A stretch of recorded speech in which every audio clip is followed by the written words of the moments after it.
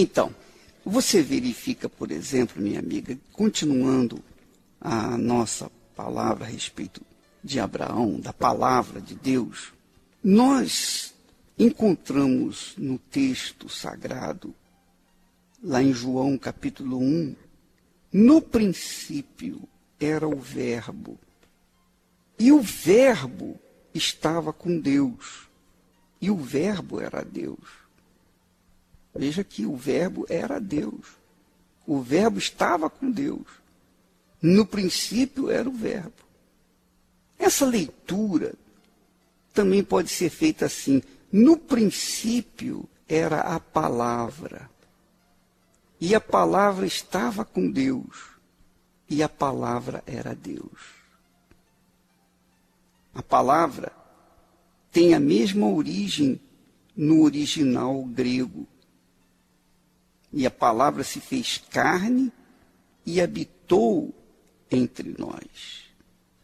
Quer dizer, a palavra é Jesus. Então, quando eu anuncio a palavra, eu estou anunciando Deus. Quando você recebe a palavra, você está recebendo Deus. Quando você crê na palavra e obedece, você está crendo em Deus, está obedecendo a Deus.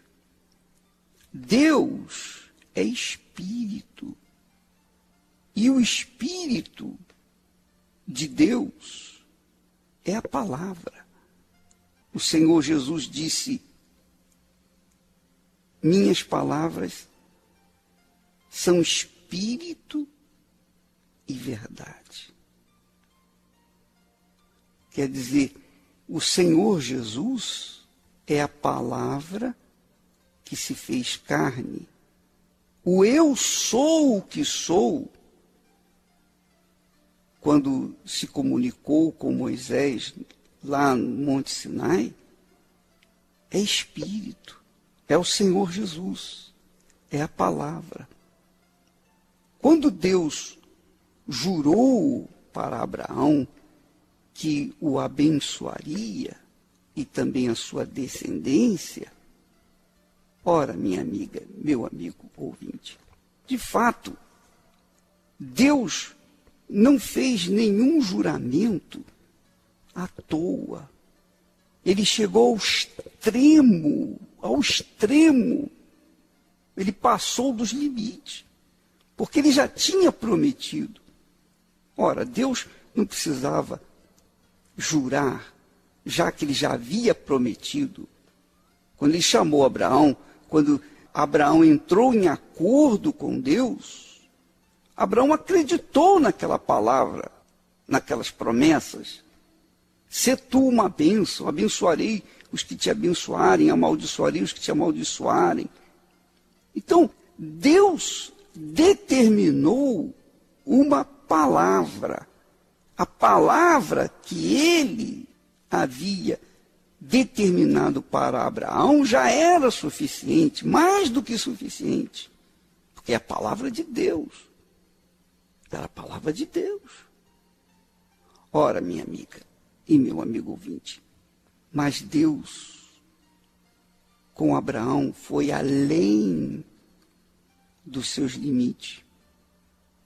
Porque o texto sagrado diz que Deus bradou segunda vez, gritou do céu, dizendo: olha, Abraão, porquanto fizeste isto, e não me negaste o teu único filho, que era Isaque, então jurei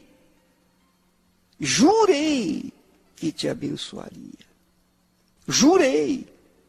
Quer dizer, se você está me ouvindo nesse momento, tem um sonho dentro de si e não sabe como resolvê-lo, como alcançá-lo, como realizá-lo. Abraão tinha um sonho. Abraão tinha um sonho, tanto quanto você, tanto quanto nós temos sonhos. E quando Deus o chamou, Deus não realizou o sonho dele na hora. Não, levou tempo. depois que Deus o chamou, levou 24 anos para que o sonho de Abraão viesse se tornar realidade. Mas depois que o sonho de Abraão se concretizou, e o menino que ele tanto almejava chegou à idade linda de 6, 7 anos. Então Deus pede a Abraão esse sonho em sacrifício. Olha só. Primeiro, Abraão entra em acordo com Deus para a realização de um sonho. Em seguida, depois de quase 25 anos, quando o sonho é realizado, quase 30 anos, porque mais ou menos 30 anos que o sonho de Abraão estava lá com 6 anos de idade, era uma criança, era um menino, era Isaac, era o seu sonho. Ele tinha tido filho com a sua empregada, Agar, mas não era o filho da promessa, não era o filho da sua esposa amada. Era um filho, não tenha dúvida. Era amado, não tenha dúvida. Era carne da sua carne, sangue do seu sangue. Mas Ismael não era filho da sua esposa. Não era filho da sua esposa. Abraão queria um filho com a sua esposa. Um filho com a sua querida. Com a pessoa que ele tinha dedicado toda a sua vida. E Deus realiza esse sonho. Deus não apenas lhe deu força, mas como também condições, virtudes a Sara para que pudesse engravidar e dar à luz ao menino. Mas quando o menino tem 6 anos de idade, mais ou menos, a idade bonita, linda, Deus então pede aquele sonho em sacrifício. Então, a pergunta é: por que Deus pediu a Abraão o seu sonho de volta? Por que Deus pede o sacrifício, em sacrifício, a coisa que mais Abraão amava aqui na terra? Por quê? Porque Deus queria deixar, não que Deus não soubesse que Abraão seria obediente, Deus sabia o futuro, Deus sabia que Abraão iria sacrificar o seu filho. Quando alguém diz, Deus queria ver o coração de Abraão. Não, Deus sabia o coração de Abraão, porque ele sabe de todas as coisas, ele sabe o passado, o presente e o futuro. Mas o que Deus queria era deixar gravado na história o exemplo de fé, de obediência, de fidelidade que ele requer daqueles que o amam de verdade. Abraão demonstrou que o seu coração era 100% de Deus. Essa atitude abraâmica ficou registrada na história, e essa é a razão da nossa campanha.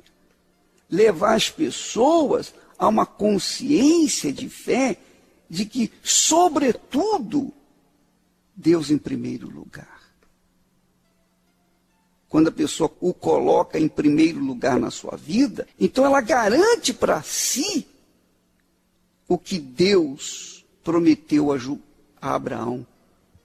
Olha, Abraão, por causa dessa tua atitude, eu jurei. Quer dizer, Deus já havia prometido. Mas agora ele estava jurando. Quer dizer, deixou também para a humanidade, para o futuro da humanidade, um exemplo de como deve ser o relacionamento entre nós e ele. A entrega total. Porque o sonho que ele perseguiu, que Abraão perseguiu desde os seus 40 anos de idade, mais ou menos, agora ele coloca no altar para sacrificar para Deus.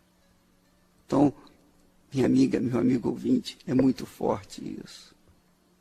Então, esse caráter abraâmico é que faz a diferença entre os que creem e os que não creem. Esse caráter abraâmico é que faz a diferença entre os que são chamados e os que são escolhidos. Os escolhidos não têm nada no coração. Em primeiro plano está o seu Deus, o seu Senhor e o seu Salvador. Porque Deus, para nos salvar,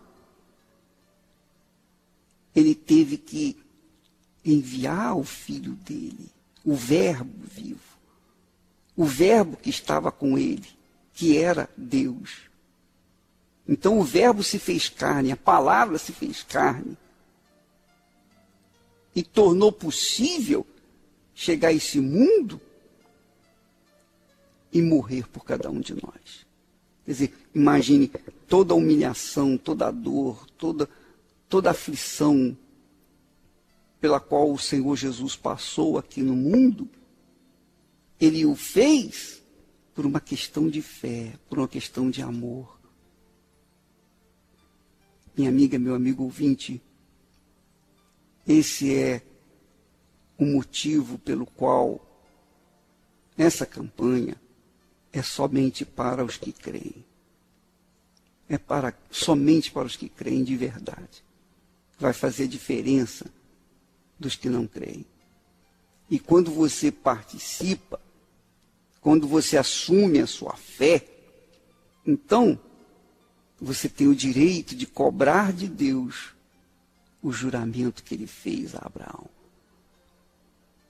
Você sabe que a promessa de Deus a Abraão foi tão forte que não apenas os filhos de Isaac, a descendência de Isaac, que são os judeus, mas também a descendência de Ismael, que são os árabes. Ambos foram abençoados. A bênção física veio sobre os descendentes árabes e judeus.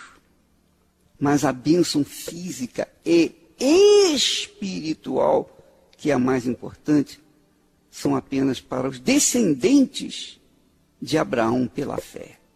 Os descendentes de Abraão na fé, esses têm o direito de gozar a plenitude das promessas por causa da atitude de Abraão para com Deus.